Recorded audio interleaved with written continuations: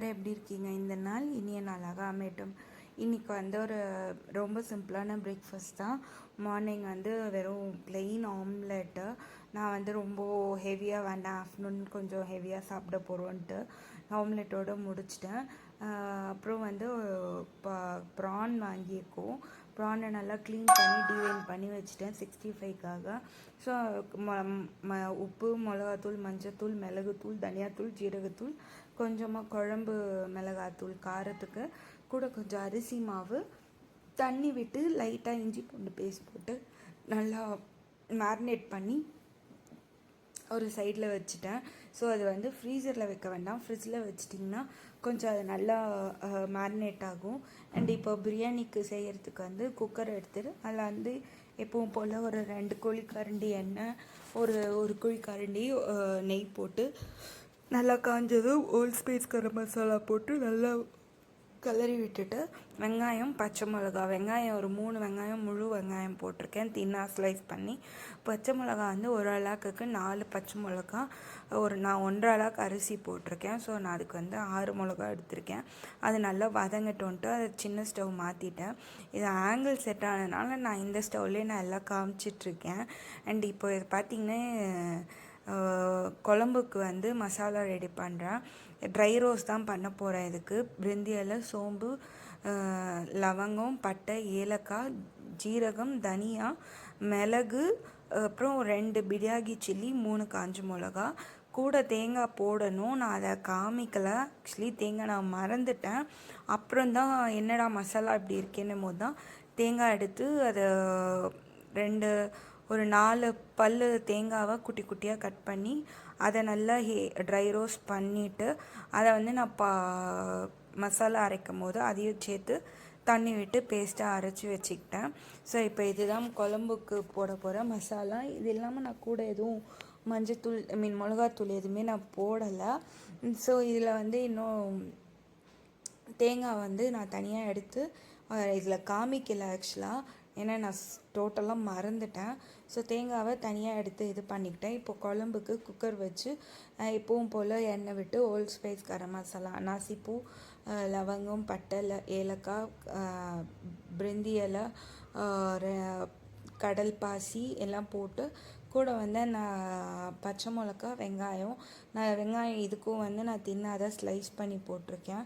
So இது நல்லா வதங்கட்டோன்ட்டு இப்போ இதில் வந்து நான் பச்சை மிளகா ஒரு 2 பெரிய மிளகா, ஒரு சின்னதாக ஒரு குட்டி சின்ன மிளகா, அப்புறம் ஒரு 3 வெங்காயம் இதுக்கும் வந்து நல்லா தின்னாக ஸ்லைஸ் பண்ணிக்கிட்டேன். நீங்கள் நிறைய வெங்காயம் போட்டிங்கன்னா குழம்பு நிறையா இருக்க மாதிரி இருக்கும். ஸோ எனக்கு இது போதும்ன்ட்டு இதில் வந்து தேவையான கல் உப்பு போட்டு நல்லா வதங்கட்டோன்ட்டு சீக்கிரமாக வதங்கிடும் வெங்காயம். ஸோ அதனால் நான் அந்த கரண்டிலே அந்த தின்னாக ஸ்லைஸ் பண்ணதை கொஞ்சம் குட்டி குட்டியாக இது கட் பண்ணி போட்டு உப்பு போட்டு நான் வதங்கட்டோன்ட்டு விட்டுடுறேன். இப்போ அடுத்து பார்த்திங்கன்னா இப்போ பிரியாணிக்கு வந்து ஆல்ரெடி சிக்கன் வந்து ஒரு 300 கிராம்ஸ் சிக்கன் இருக்கும். அதை வந்து நல்லா கழுவி மஞ்சத்தூள் போட்டு நல்லா கழுவி அதில் தேவையான எவ்வளோ பெரிய பெரிய பீஸ் இருக்கோ அதெல்லாம் ஸ்லிப் பண்ணி தனியாக வச்சுருக்கேன். இப்போ இதில் வந்து புதினாவும் கொத்தமல்லியும் போட்டு இந்த வெங்காயத்தில் நல்லா வதங்கட்டும். இப்போ இதில் வந்து நம்ம கூட சேர்க்க போகிறது அடுத்து பார்த்திங்கன்னா கறி தான். ஆல்ரெடி அதை நல்லா கழுவி தண்ணியை நல்லா பிழிஞ்சிட்டு சிக்கனை மட்டும் ஆட் பண்ணுறேன். நீங்கள் எவ்வளோ எடுத்தாலும் தண்ணி மட்டும் சிக்கன் வந்து வந்துகிட்டே இருக்கும். ஸோ இது வந்து தண்ணி இல்லாமல் வெறும் சிக்கனை மட்டும் ஆட் பண்ணிவிட்டு ஒரு கலரி விட்டுட்டேன். ஸோ அதுலேயே அந்த சிக்கன் வந்து ஒரு பாதி வெந்துடும்.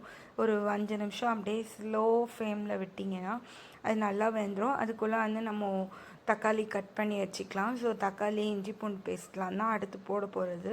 ஸோ இப்போ இதில் வந்து நான் ஒரு 2 டீஸ்பூன் ஃபுல்லாக இஞ்சி பூண்டு பேஸ்ட் போடுறேன். இதில் வந்து நான் ஆல்ரெடி அரைச்சி வச்சுதான், இல்லை நீங்கள் ஃப்ரெஷ்ஷாக கூட போட்டுக்கலாம். நான் எப்போவுமே வீக்லி ஒன்ஸ் இதெல்லாம் அரைச்சி வச்சுப்பேன். இஞ்சி பூண்டு பேஸ்ட்லாம் ரெடி பண்ணி வச்சுப்பேன். அப்போ தான் ஈஸியாக இருக்கும் செய்யறதுக்கு. அப்புறம் தக்காளி பார்த்திங்கன்னா ஒரு 2 தக்காளி, மீடியம் சைஸ் தக்காளியை தின்னாக ஸ்லைஸ் பண்ணி ஆட் பண்ணியிருக்கேன். ஸோ இதில் வந்து நல்லா வதங்கட்டும் அப்படின்ட்டு சிக்கன் நான் இப்போ வரைக்கும் எதுவும் தண்ணியெல்லாம் விடவே இல்லை. அந்த சிக்கனில் வர தண்ணியே அது வதங்கிறதுக்கு ஈஸியாக இருக்கும். ஸோ இப்போ எங்கள் குழம்புக்கு பார்த்திங்கன்னா அது நல்லா வெங்காயம் நல்லா தின்னாக ஸ்லைஸ் வதங்கிருச்சு. இப்போ இதில் வந்து மஞ்சத்தூளும் சிக்கன் வந்து ஆல்ரெடி கழுவி வச்சுருந்தது கறி போட்டு மஞ்சத்தூள் இந்த வெங்காயத்துக்கு தேவையான மஞ்சத்தூள் போட்டு வதங்கட்டோன்னு விட்டேன். இப்போ இது நல்லா வெங்காயம் சிக்கன் எல்லாம் நல்லா வதங்கி தண்ணி ரிலீஸ் ஆகிடுச்சு பிரியாணியில் பார்க்கும்போது தெரியும். ஸோ இப்போ இதில் வந்து நான் சோம்பேறி மசாலா மெட்ராஸ் ஸ்பைசி சமையல் மெட்ராஸ் பிரியாணி மசாலா தான் நான் வாங்கியிருந்தேன். லாங் பேக் இந்த தீபாவளி காம்போவில் எனக்கு இதுவும் வந்துருந்துச்சு. சரி இன்னைக்கு இந்த இதில் பண்ணி பார்க்கலான்ட்டு தான் வாங்கிட்டு இப்போ இதில் வந்து மசாலா வந்து ஒரு 2 டீஸ்பூன் ஃபுல்லாக கோபுரமாக போட்டிருக்கேன். இதிலே நல்ல ஸ்பைசிலாம் இருந்துச்சு. நான் தனியாக எதுவும் மிளகாத்தூள்லாம் ஆட் பண்ணலை. இதை நல்லா கொத்தமல்லி தாள் போட்டு நல்லா கலரி விட்டேன். எண்ணெய் திரிஞ்சு வர்றது நல்லா தெரிஞ்சிச்சு.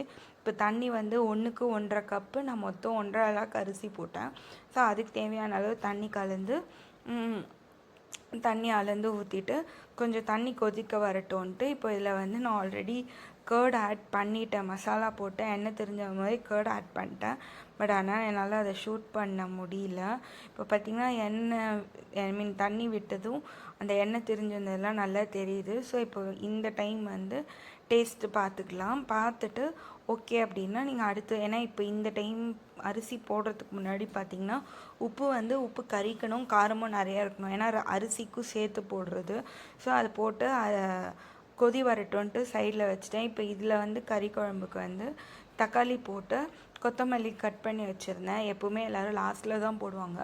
இது வந்து நான் மசாலா எல்லாம் ஒட்டுக்க போட்டு இது பண்ண போகிறதுனால நான் இப்போவே போட்டுட்டேன். ஸோ இது ஒரு சைடு இருக்கட்டும்.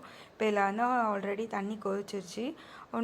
ஒரு 20 நிமிஷம் ஊற வச்ச அரிசியை கழுவி ஊற வச்ச அரிசியை போட்டு நல்லா கலந்து விட்டுட்டு அந்த தண்ணியும் அரிசியும் சம அளவு வர அளவுக்கு ஹை ஃப்ளேமில் வைங்க. அப்புறம் தட்டு போட்டு மூடி ஒரு 10 மினிட்ஸ் லோ ஃப்ளேமில் வச்சிங்கன்னா சரியாயிடும்.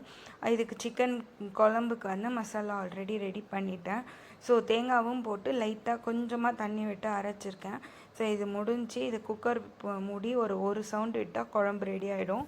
இப்போ இதில் வந்து ப்ரான் ஆல்ரெடி மேரினேட் பண்ணது ஒரு 10 நிமிஷத்துக்கு முன்னாடி எடுத்து வெளியில் வச்சு இந்த மாதிரி கொஞ்சம் ஃப்ரீயாகவே 65 வந்து பொரிச்சு எடுக்கலாம். நான் எண்ணெயில் ஃபுல்லாக பொரிக்கல, ஷாலோ ஃப்ரை மாதிரி தான் பண்ணேன். உங்களோட இது எப்படி வேணாலும் பண்ணிக்கலாம்.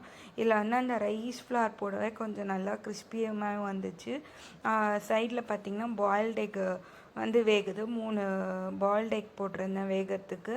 ஸோ இது வந்து நல்லா 2 பக்கமும் கூட நான் கருவேப்பிலையும் போட்டதுனால ஸோ எனக்கு தோசைக்கல்லுலலாம் ஒட்டவே இல்லை, ரொம்ப நல்லாவே கிறிஸ்பியாகவே இருந்துச்சு. காரம் மட்டும் நீங்கள் அதுக்கேற்ற மாதிரி செக் பண்ணிக்கோங்க. இப்போ பிரியாணி ஆல்ரெடி ஒரு 10 மினிட்ஸ் ஆகிடுச்சு. நான் அதை ஆஃப் பண்ணிட்டேன்.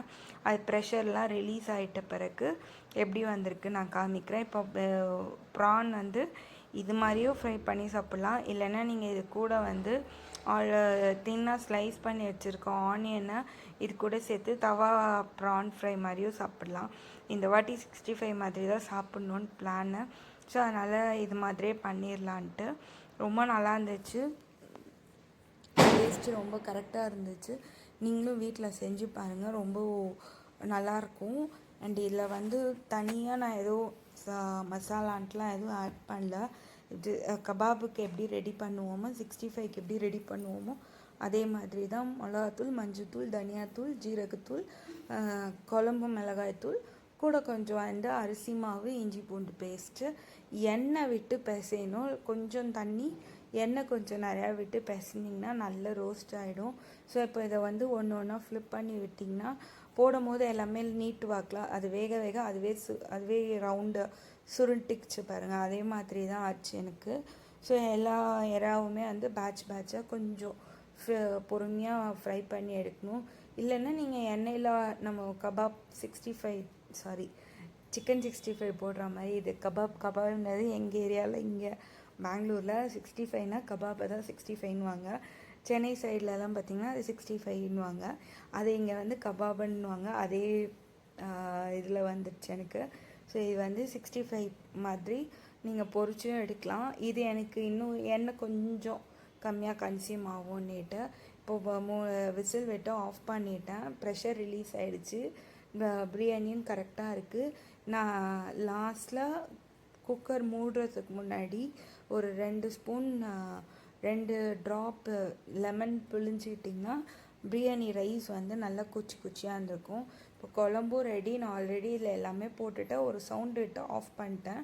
இது ரைத்தா ஆல்ரெடி ரெடி பண்ணிட்டேன். இப்போ அடுத்து வந்து இது ப்ரானும் ஃப்ரை பண்ணிட்டேன். இதுதான் பிளேட்டிங்கு. சிக்கன் பிரியாணி, ப்ரான் 65, சிக்கன் குழம்பு, பாயில்ட் எக்கு, ரைத்தா. இதுதான் எங்கள் வீட்டில் இன்னைக்கு லன்ச். தேங்க்ஸ் ஃபார் வாட்சிங். பாய்.